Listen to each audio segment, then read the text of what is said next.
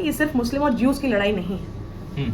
ये सिर्फ ऐसा नहीं है कि ये कोई रिलीजियस वॉर हो रही है वहां पे, ये तो जमीनी और हक की लड़ाई है। आज की तारीख में जो कंडेम कर रहे हैं सब लोग कि हमास ने जो वहां पे अटैक करा है, तो ये 1948 से वहां पे चल रहा है। तब कहां सो रहे थे सब लोग? तब क्यों नहीं लोगों को फिक्र थी कि वहां पे इनोसेंट सिविलियंस को मारा जा रहा है, बच्चों को मारा जा रहा है, औरतों पे जुल्म ज्यादतियां हो रही हैं। इजराइल ऑपरेशन करती है, इजराइल ने ऑक्यूपेशन कर रखा है, इजराइल ज्यादती कर रही है लोगों पे। तो कोई भी सेंसिबल आदमी कभी भी इजराइल को सपोर्ट नहीं करेगा। मेरी अपील भी है और मैं चाहती हूँ जितने भी मुस्लिम कंट्रीज हैं और मुस्लिम डोमिनेटेड नेशंस जो बड़ी कंट्रीज हैं, उनको पूरी तरह खुल के सपोर्ट में आना चाहिए। आप खुल के आइए सपोर्ट में, आप खुल के बताइए कि 70 साल से फिलिस्तीनियों पे क्या जुल्म हो रहा है। आप खुल के अपनी आवाज उठाइए।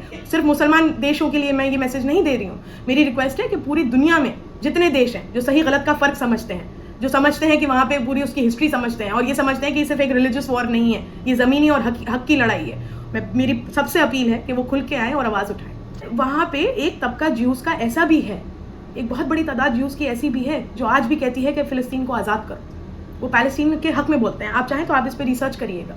जब हमारे यहाँ अंग्रेजों ने इन्वेजन किया था, हमने भी अपनी आज़ादी की लड़ाई लड़ी थी। गांधी जी ने हमारी आज़ादी की लड़ाई लड़ी थी। उनका एक नॉन वायलेंस प्रोटेस्ट रहता था, अहिंसा की अप्रोच रहती थी। लेकिन जब हमारे फ्रीडम फाइटर्स को फांसियों पे लटकाया गया, उसी फ्रीडम स्ट्रगल के दौरान जलियांवाला बाग मैसेकर हुआ, कितनी ज्यादती हमारे फ्रीडम फाइटर्स के साथ हुई। उसके बाद एक दूसरे तरीके का मूवमेंट चला, जो भगत सिंह ने, चंद्रशेखर आजाद जी ने, अफाजुल्लाह खान साहब ने और बहुत सारे फ्रीडम फाइटर्स थे जिन्होंने उसको आगे किया। क्या हम आज की तारीख में भगत सिंह जी को टेररिस्ट कहते हैं? क्या हम उन सबको टेररिस्ट ऑर्गेनाइजेशन का पार्ट बताते हैं? उन्होंने ट्रेनों में भी लूटपाट मचाई, उन्होंने पार्लियामेंट में भी बम फोड़ा। क्या हम उन्हें टेररिस्ट बताते हैं आज की तारीख में? हम तो उन्हें फ्रीडम फाइटर्स कहते हैं। उनकी अप्रोच अलग थी।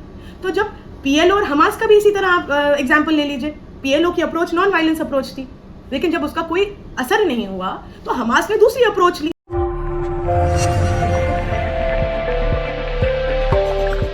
देखिए, सबसे पहली बात, जब हम इजराइल और पैलेस्टीन के कॉन्फ्लिक्ट की बात करते हैं तो ये कोई सिर्फ 4 दिन की बात नहीं है। हमें इसकी हिस्ट्री में जाना ज़रूरी है पूरे मैटर को समझने के लिए। जो ये कई सौ साल पुराना एक कॉन्फ्लिक्ट चला आ रहा है पैलेस्टीन का, जिस तरह से इस बात पे एम्फेसिस करना बहुत ज़रूरी है कि ज्यूज़ वहाँ आके किस तरह से सेटल हुए थे। वो लैंड अरब लैंड था, वो फ़िलिस्तीन की ज़मीन थी, और किस तरह से जब इन पे हिटलर के द्वारा जो ज़्यादती करी गई थी ज्यूज़ के ऊपर, और किस तरह फिर यूरोप से इनको निकाला गया था और फिर ये आके पैलेस्टीन पे आके रुके थे और इनको वहाँ पे छोटे छोटे सेटलमेंट्स में बसाया गया था। ये वहाँ से शुरू होती है स्टोरी, और हमें इसकी गहराई में इसलिए जाना ज़रूरी है क्योंकि आज की तारीख में जो वहाँ पे इस वक्त चल रहा है उसको समझने के लिए आपको हिस्ट्री को समझना बहुत ज़रूरी है। तभी आप उस पर कोई ओपिनियन बना सकते हैं कि क्या चीज़ सही हो रही है और क्या चीज़ गलत। वो ज़मीन हमेशा से फ़िलिस्तीनी ज़मीन थी, लेकिन अभी जो हमला हुआ है वहाँ पर इजराइल पर, उसके बाद से पूरी दुनिया कह लीजिए लगभग जितने देश हैं वो इजराइल की तरफ है, और इधर फिलिस्तीन अकेला खड़ा है। वो कह रहे हैं कि उनके ऊपर जुल्म और जाती हुई है इजरायलियों पर। अब उधर से भी हमला हो रहा है तो कह रहे हैं कि वो सेल्फ डिफेंस है। इसको किस तरह से देखते हैं? देखिए जो ओपिनियंस आ रहे हैं लोगों के, इसमें 70% लोग तो वो हैं जिन्हें 4 दिन पहले यही नहीं पता था कि इजराइल और पैलेस्टीन की कॉन्फ्लिक्ट क्या है। उन्हें इस इशू के बारे में पता ही तब से चला जब हमास की तरफ से अटैक हुआ। तो उनके लिए तो शुरुआत ही 4 दिन पहले हुई है इस कॉन्फ्लिक्ट की। तो उनको ये लग रहा है कि हमास गलत है कि उसने अटैक किया एक कंट्री पे, जैसे रशिया को लानत पड़ी थी जब रशिया ने यूक्रेन पे अटैक किया था। और उसमें बहुत एक तादाद बड़ी वो भी है जो इस्लामोफोबिक है, जो इस्लामोफोबिया की जहनियत रखते हैं कि उन्हें बस इसी में खुशी मिलती है कि मुसलमान को कहीं भी दुनिया में उस पर जुल्म और ज्यादती हो और वो उसके फेवर में बात करते हैं। तो क्या लग रहा है कि यही वजह है कि अपने देश में भी बहुत सारे लोग हैं जिनको पता नहीं है, लेकिन वो कह रहे हैं कि मैं इजराइल के साथ हूँ। यहाँ तक लोग ट्वीट कर रहे हैं कि मुझे भारत सरकार इजाजत है, मैं इजराइल की तरफ से लड़ना चाहता हूँ। तो क्या ये वही वजह है कि सिर्फ वहाँ मुसलमान है और सामने जो जुल्म कर रहा है वो किसी और धर्म का है? देखिए, ऐसे लोगों से मोदी जी से भी और उनके जो सपोर्टर हैं जो ये बात कर रहे हैं कि आई स्टैंड विद इजराइल और मुझे इजराइल जाके जंग लड़नी है, मेरी उनसे सबसे पहले एक रिक्वेस्ट है कि आप पहले मणिपुर पे बात करें। जो इंडिया का एक बहुत ही महत्वपूर्ण हिस्सा है मणिपुर, जो महीनों से जल रहा है मणिपुर, जहाँ लोगों को आज भी जलाया जा रहा है जिंदा, वो मणिपुर, जहाँ औरतों के रेप हो रहे हैं, वो मणिपुर। आप जाके पहले वहाँ पे हक की आवाज़ उठाइए, आप पहले वहाँ जाके जंग लड़िए उनके हक के लिए। ये देश के बाहर की बातें करना बैठ के बहुत आसान है, बड़ी बड़ी बातें करना, लेकिन हकीकत में आपका अपना देश का एक हिस्सा जल के खाक हुआ जा रहा है महीनों से, और उस पर वहाँ जाना तो दूर की बात है, मोदी जी उस पर बोलने पे भी राजी नहीं है। तो उनसे तो मेरी यही रिक्वेस्ट है कि वो पहले मणिपुर पे आवाज़ उठाएं, मणिपुर की बात करें। बाहर के दूसरे देशों की कॉन्फ्लिक्ट के ऊपर कमेंट करने से पहले वो अपने देश के हालातों को ठीक करें।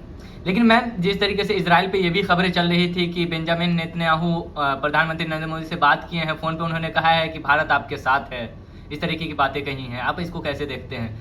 भारत आपके साथ है, लेकिन आज एक स्टेटमेंट आया है मिनिस्ट्री ऑफ एक्सटर्नल अफेयर्स का, जिसमें उन्होंने बिल्कुल प्रो पैलेस्टीन बात करी है। तो पहले तो वो यही डिसाइड कर लें कि मोदी जी इंडिया को रिप्रेजेंट करते हैं या बीजेपी को रिप्रेजेंट करते हैं। जो मोदी जी का स्टेटमेंट था इजराइल को सपोर्ट करने का, वो बीजेपी की तरफ से था स्टेटमेंट या वो इंडिया को रिप्रेजेंट, क्योंकि आज तो मिनिस्ट्री ऑफ एक्सटर्नल अफेयर्स जो इंडिया को रिप्रेजेंट करती है एक मिनिस्ट्री, उसने तो प्रो पैलेस्टीन बयान दिया है आज। तो ये तो कंफ्यूजन पहले वो दूर करें कि किस तरह से, और बात देखिए वही आती है, ये जिस तरह से जो भी वहाँ वायलेंस चल रही है, इसको जो आप कह रहे हैं कि देश के बड़े बड़े मुल्क जो हैं दुनिया के, वो सपोर्ट में आ रहे हैं। कौन सपोर्ट में आ रहा है? यूएस सपोर्ट में आ रहा है, क्योंकि यूएस ने ही तो बसाया है वहाँ पे इन लोगों को। यूएस की पूरी बैकिंग हमेशा से रही है और यूएस ने हमेशा प्रमोट करा है वायलेंस को। देखिए, मिलिट्री इन्वेजन कोई हल नहीं है इन चीज़ों का। जब ये कॉन्फ्लिक्ट चला आ रहा है सालों से, यूएस ने अफगानिस्तान में कोशिश करी मिलिट्री इन्वेजन करके चीज़ें ठीक करने की। क्या आज अफगानिस्तान के हालात ठीक हो गए यूएस के मिलिट्री इन्वेजन से? यूएस ने इराक में भी वही कोशिश करी करने की, क्या वहाँ के हालात सुधरे? जहाँ जहाँ यूएस मिलिट्री इन्वेजन करके अपनी पावर एक्सर्ट करने की कोशिश करता है, आप मुझे एक भी जगह बता दिए जहाँ हालात सुधरे हों इस तरीके से। तो ये सिर्फ एक कहीं ना कहीं इस्लामोफोबिया भी कहूँगी मैं, कि वो भी एक तरह का एक फैक्टर रहता है इन सब चीज़ों में। और किसी तरह से जिस तरह इनको वहाँ बसाया गया, जिस तरह फ़िलिस्तीनियों को उनकी ही ज़मीन पे से निकाला गया, 1948 में जो नकबा हुआ था उसमें वो मास डिस्प्लेसमेंट किया गया था फ़िलिस्तीनी लोगों का, तब से ये चला आ रहा है। तब क्यों नहीं आवाज़ उठाई गई? आज की तारीख में जो कंडेम कर रहे हैं सब लोग कि हमास ने जो वहाँ पे अटैक करा है, तो ये 1948 से वहाँ पे चल रहा है। तब कहाँ सो रहे थे सब लोग? तब क्यों नहीं लोगों को फिक्र थी कि वहाँ पे इनोसेंट सिविलियंस को मारा जा रहा है, बच्चों को मारा जा रहा है, औरतों पे जुल्म ज्यादतियाँ हो रही हैं? वही तो सवाल पूछ रहे हैं कि जुल्म और ज्यादती की शुरुआत तो अभी हमास ने कर दी। नहीं, यही देखिए गलतफहमी है लोगों को। ये शुरुआत नहीं हुई है, ये अंत करने पर आए हैं। ये रिटेलिएशन में हुआ है। शुरुआत तो 1948 में हुई थी इस कॉन्फ्लिक्ट की, और उसके बाद 2018 में the great March of return हुआ था, शायद आपको पता हो, जिसमें फिलिस्तीनी लोगों ने 1 साल तक हर जुमे को जो इन्होंने बाउंड्री कर रखी है, जो इन्होंने लैंड को एक ओपन एयर प्रिजन बना रखा है इन्होंने वहाँ पे गाजा को, जो जहाँ पे दीवार खिंची हुई है, जहाँ बाउंड्री हुई है, वहाँ पे ये हर फ्राइडे को इकट्ठा होते थे पीसफुल प्रोटेस्ट के लिए। इजराइल ने रिटेलिएशन में क्या करा? उस पीसफुल प्रोटेस्ट के रिटेलिएशन में इजराइल ने वहाँ पे मिसाइल्स फेंके, बमबारी करी, इनोसेंट सिविलियंस को मारा। ऐसा है, देखिए इजराइल, अब आप हमास की बात करते हैं, हमास की जब अगर हम अकेले हमास की बात नहीं कर सकते, जब हमास की बात होगी तब मोसाद की भी बात होगी। मोसाद असल में मोसाद है एक मिलिटेंट टेररिस्ट ऑर्गेनाइजेशन। मोसाद, देखिए आप अगर थोड़ा सा मैं हिस्ट्री पे फिर से बात करना चाहूंगी कि हमास तो 35 साल पहले बना है। 70 साल से वहां पे जुल्म ज्यादती चल रही है फिलिस्तीन में। हमास का तो फॉर्मेशन ही 35 साल पहले हुआ है। उससे पहले पीएलओ थी वहाँ पे, यासिर अराफात साहब थे जिन्होंने ये जंग लड़ी फ्री पैलेस्टीन की, और बहुत पीसफुल प्रोटेस्ट करते थे। वो किसी तरह की वायलेंस को नहीं प्रमोट करते थे, लेकिन उसका नतीजा क्या हुआ? क्या वहाँ पे इजराइल ने ज्यादती रोकी? नहीं रोकी। कई साल उन्होंने कोशिश करी कि उनको अपना हक मिले, उनको उनकी ज़मीन मिले, उनके लोगों को जो राइट है उनका वो मिले। सारी इंटरनेशनल ऑर्गेनाइजेशंस हमेशा इजराइल को कंडेम करती थी, चाहे वो यूनाइटेड नेशंस हो, चाहे वो इंटरनेशनल क्राइम कोर्ट हो, चाहे वो कोई भी हो। हमेशा इजराइल को कंडेम किया जाता था कि इजराइल ऑपरेशन करती है, इजराइल ने ऑक्यूपेशन कर रखा है, इजराइल ज्यादती कर रही है लोगों पे। लेकिन आप तो फिलिस्तीन के समर्थन में भी बोलने पे महंगा पड़ रहा है। आपने पिछले दिनों देखा होगा एमयू के छात्रों पे एफआईआर दर्ज हो गई, तो क्या फिलिस्तीन के समर्थन में बोलना? मैं 1 मिनट अभी ये थोड़ा सा आप देखिए, पीएलओ था जब, और उसके बाद फिर हमास बना था। मैं इसको थोड़ा सा और एक्सप्लेन इस तरह से अभी आपको करना चाहती हूँ हमारे देश के कॉन्टेक्स्ट में। जब हमारे यहाँ अंग्रेजों ने इन्वेजन किया था, हमने भी अपनी आज़ादी की लड़ाई लड़ी थी। गांधी जी ने हमारी आज़ादी की लड़ाई लड़ी थी। उनका एक नॉन वायलेंस प्रोटेस्ट रहता था, अहिंसा की अप्रोच रहती थी। लेकिन जब हमारे फ्रीडम फाइटर्स को फांसियों पे लटकाया गया, उसी फ्रीडम स्ट्रगल के दौरान जलियांवाला बाग मैसाकर हुआ, कितनी ज्यादती हमारे फ्रीडम फाइटर्स के साथ हुई। उसके बाद एक दूसरे तरीके का मूवमेंट चला, जो भगत सिंह ने, चंद्रशेखर आजाद जी ने, अफाकुल्ला खान साहब ने, और बहुत सारे फ्रीडम फाइटर्स थे जिन्होंने उसको आगे किया। क्या हम आज की तारीख में भगत सिंह जी को टेररिस्ट कहते हैं? क्या हम उन सबको टेररिस्ट ऑर्गेनाइजेशन का पार्ट बताते हैं? उन्होंने ट्रेनों में भी लूटपाट मचाई, उन्होंने पार्लियामेंट में भी बम फोड़ा, क्या हम उन्हें टेररिस्ट बताते हैं आज की तारीख में? हम तो उन्हें फ्रीडम फाइटर्स कहते हैं। उनकी अप्रोच अलग थी। तो जब पीएलओ और हमास का भी इसी तरह आप एग्जाम्पल ले लीजिए, पीएलओ की अप्रोच नॉन वायलेंस अप्रोच थी, लेकिन जब उसका कोई असर नहीं हुआ तो हमास ने दूसरी अप्रोच ली, तो हम उनको फिर टेररिस्ट बताते। लेकिन हम मोसाद को टेररिस्ट नहीं बताएंगे जो 70 सालों से जुल्म करता आ रहा है। जहां चाहता है मोसाद वहां पे मैग्नेट बॉम्ब्स लगा देता है, जहां चाहता है। और सिर्फ पैलेस्टीन की बात नहीं, लेबनान, जॉर्डन, इजिप्ट, हर जगह मोसाद ने, मिडिल ईस्ट की बड़ी बड़ी कंट्रीज पे मोसाद ने टेररिस्ट एक्टिविटीज करी हैं। उसको तो हम 70 साल से कंडेम नहीं करते, लेकिन आज जब हमास अटैक करता है तो हम कहते हैं कि हमास टेररिस्ट है, टेररिस्ट ऑर्गेनाइजेशन है। तो ये हिपोक्रेसी जो है ये बहुत टाइम से चली आ रही है। जो लोग हिस्ट्री को समझते हैं, जो समझते हैं कि वहां पे क्या होता आ रहा है आज तक, वो कोई भी सेंसिबल आदमी कभी भी इजराइल को सपोर्ट नहीं करेगा। और जो आपका सवाल है कि एएमयू के स्टूडेंट्स पे जो अभी हुआ है, ये उसी हिपोक्रेसी का पार्ट है। आप कहते हैं इंडिया के एक तबका है जो कहता है कि आई सपोर्ट इजराइल, तो उस पर तो कोई एक्शन नहीं होता किसी एजेंसी के थ्रू। उसको तो फ्रीडम ऑफ स्पीच के नाम पे जस्टिफाई किया जाता है कि हर आदमी को हक है अपना व्यूज को अपने आगे रखने का। लेकिन जब आई सपोर्ट पैलेस्टीन कोई कहता है, उसके फेवर में कोई बात करता है, तो आप उन पे चार्जेस लगा देते हैं। अलीगढ़ मुस्लिम यूनिवर्सिटी के स्टूडेंट्स पे चार्जेस लगा दिए गए। तो ये तो इस देश का पैटर्न बन ही गया है। जो हक की बात करेगा उसके घर पे एजेंसीज आएंगी, उसको परेशान करेंगी, उस पर UAPA लगाया जाएगा।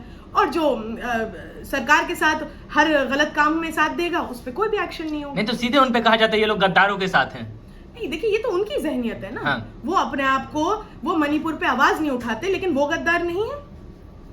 जो इस देश के नागरिकों को जलाया जा रहा है सुबह शाम, इस देश की औरतों को रेप किया जा रहा है सुबह शाम, उस पर आवाज नहीं उठाते। मैं तो उन्हें गद्दार मानती हूँ। असल गद्दार इस देश के वो लोग हैं जो अपने देश के लिए आवाज नहीं उठा सकते। लेकिन मैं अभी जब से 5-6 महीने हो गए मणिपुर जल रहा है, तो ये जो मीडिया है, नेशनल मीडिया है, वहां पर नहीं जा रही थी। इधर इजराइल और फिलिस्तीन के जब से वार शुरू हुआ, ये लोग वहां पहुंच रहे हैं, वहां से रिपोर्टिंग कर रहे हैं। यानी अपने देश का एक हिस्सा है, वहां नहीं पहुंच पा रही मीडिया और इजराइल से रिपोर्ट करे। इस मीडिया को किस तरह से आप देख रहे हैं? देखिए ये मीडिया एक सेक्शन मीडिया का, जो इसे हम गोदी मीडिया कहते हैं, ये सिर्फ वो नैरेटिव चलाता है जो इस अभी सिटिंग सरकार के फेवर में होती है।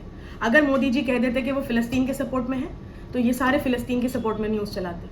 मोदी जी ने कह दिया हम इजराइल के साथ है, तो इन्होंने इजराइल के फेवर में चलाती। मणिपुर के मुद्दे पे 5-6 महीने से कोई गोदी मीडिया का कोई एंकर नहीं है ऐसा, या न्यूज़ चैनल जो गोदी मीडिया का पार्ट है जिसने मणिपुर की रिपोर्ट दिखाई हो। अभी लद्दाख के काउंसिल इलेक्शंस हुए, उसमें कांग्रेस पार्टी का जो रिजल्ट आया, किसी भी गोदी मीडिया ने उसको कवर नहीं करा। ये वही गोदी मीडिया है जो ये भी दिखाती है कि मोदी जी ने इतना डेवलपमेंट कर दिया है और हर घर में रोजगार है और महंगाई तो बिल्कुल नहीं है, जो सरकार प्रो सरकार नैरेटिव्स चलाती हैं। तो देखिए इनकी तो ये खुद जवाबदेह अपनी है, इनका ज़मीर क्या है और क्या नहीं है, ये रात को सोते कैसे हैं इस तरीके के प्रोपेगेंडा न्यूज़ चला के, ये तो ये खुद ही बता सकते हैं। आखिरी सवाल मैम होगा कि क्या वजह है कि फिलिस्तीन में इतने सालों से जुल्म हो रहा है? 56 मुल्क हैं मुसलमानों के, 2-3 इस वक्त 2-3 ऐसे देश हैं जो सपोर्ट कर रहे हैं या खुल के बोल रहे हैं, बाकी सब खामोश हैं। क्या वजह लगती है आपको? देखिए ईरान, जैसे आप कह रहे हैं, कुछ देश हैं जो खुल के बोल रहे हैं, बिल्कुल। और आज एक और डेवलपमेंट्स हुए हैं कुछ और। कतर ने भी आज ये धमकी दी है कि अगर इसको जल्दी सीज फायर नहीं करा गया तो हम वहाँ पे अपनी गैस सप्लाई रोक देंगे पूरी दुनिया में। और आज जो मेरी इन्फॉर्मेशन में, आज ईरान और सऊदी की भी बहुत लंबी बातचीत रही है इसके ऊपर। तो देखिए मुसलमान होने के नाते भी, और देखिए इसमें थोड़ा सा मैं बार मुस्लिम एंगल भी है, लेकिन इसके अलावा थोड़ा सा एक ये पॉइंट भी है कि ये सिर्फ मुस्लिम और ज्यूज़ की लड़ाई नहीं है। ये सिर्फ ऐसा नहीं है कि ये कोई रिलीजियस वॉर हो रही है वहाँ पे। ये तो ज़मीनी और हक की लड़ाई है, ये फिलिस्तीनियों की। और पैलेस्टीन में क्रिश्चियंस भी खुद की जमीन बचाने की। बिल्कुल, पैलेस्टीन में क्रिश्चियंस भी हैं जिनको ये लोग मारते आ रहे हैं। क्रिश्चियंस भी मार रहेंगे, ऐसा नहीं है कि सिर्फ मुसलमानों को मार रहे हैं, ये पैलेस्टीनियन क्रिश्चियंस को भी मार रहे हैं, उन पर भी जुल्म ज्यादती हो रही है। और देखिए वहाँ पे एक तबका ज्यूज़ का ऐसा भी है, एक बहुत बड़ी तादाद ज्यूज़ की ऐसी भी है जो आज भी कहती है कि फ़िलिस्तीन को आज़ाद करो। वो पैलेस्टीन के हक में बोलते हैं, आप चाहें तो आप इस पर रिसर्च करिएगा। एक बड़ा तबका ज्यूज़ का है जो आज भी कहता है कि ज्यूज़ को कोई डेजिग्नेटेड लैंड नहीं चाहिए, और कब्जा करा हुआ तो बिल्कुल भी नहीं चाहिए किसी का। हम अपने आप में काबिल हैं कि हम अपना बसर कहीं कर सकते हैं। तो वो तबका तो आज भी हक की बात करता है फ़िलिस्तीनियों की। तो देखिए इसमें बहुत सारे फैक्टर्स ऐसे काम कर रहे हैं, और क्योंकि देखिए यूएस, यूके और ये सब लोग इतना इसमें इनकी बैकिंग रही है पहले दिन से, क्योंकि इनका तो पूरा मोटिव ही यही रहता है, चाहे वो किसी भी, जैसे मैंने कहा अफगानिस्तान में और इधर उधर, कि बस वहाँ पे इन्वेजन करके और अपना कंट्रोल करने का, इसलिए इनको पूरी बैकिंग इजराइल को ये अपनी पूरी बैकिंग दे रहे हैं। बिल्कुल मैं कहती हूँ, मेरी अपील भी है, और मैं चाहती हूँ जितने भी मुस्लिम कंट्रीज़ हैं और मुस्लिम डोमिनेटेड नेशंस जो बड़ी कंट्रीज़ हैं, उनको पूरी तरह खुल के सपोर्ट में आना चाहिए। आप पैसिफाई करके सिचुएशन को नहीं चल सकते, आप दोनों तरफ की सिचुएशन को कंडेम करके नहीं चल सकते कि जो हमास ने करा वो भी गलत है, जो इजराइल कर रहा है वो भी गलत है। आप खुल के आइए सपोर्ट में, आप खुल के बताइए कि 70 साल से फिलिस्तीनियों पे क्या जुल्म हो रहा है, आप खुल के अपनी आवाज़ उठाइए और खुल के, क्योंकि सिर्फ मुसलमान देशों के लिए मैं ये मैसेज नहीं दे रही हूँ, मेरी रिक्वेस्ट है कि पूरी दुनिया में जितने देश हैं जो सही गलत का फ़र्क समझते हैं, जो समझते हैं कि वहाँ पे पूरी उसकी हिस्ट्री समझते हैं, और ये समझते हैं कि सिर्फ एक रिलीजियस वॉर नहीं है, ये ज़मीनी और हक की लड़ाई है, मेरी सबसे अपील है कि वो खुल के आए और आवाज़ उठाएं।